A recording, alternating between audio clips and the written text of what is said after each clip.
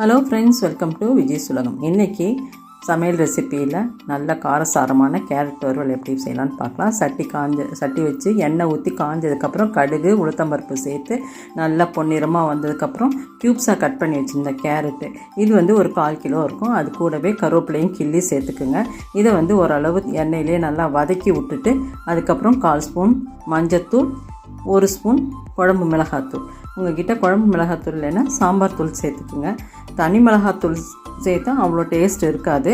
அதனால் சாம்பார் தூள் 1 ஸ்பூன் சேர்த்துங்க. அது கூட போதுமான உப்பும் சேர்த்து நல்லா கலந்து கொடுத்ததுக்கப்புறம் ஓரளவு நல்லா கேரட்டு நல்லா வதங்கினதுக்கப்புறம் ஒரு பீஸ் தேங்காயும் சோம்பும் வச்சு நல்லா மையாக அரைச்ச விழுதை இது கூட சேர்த்து நல்லா கலந்து கொடுத்துட்டு தட்டு போட்டு மூடி சிம்மில் வச்சு நல்லா கலந்து 2-3 வாட்டி கலந்து கொடுத்தீங்கன்னா 10 நிமிஷத்தில் இந்த கேரட் வறுவல் தயார். இது புளி சாதம், தயிர் சாதத்துக்கு சூப்பராக இருக்கும். செஞ்சு பாருங்கள். தேங்க்யூ.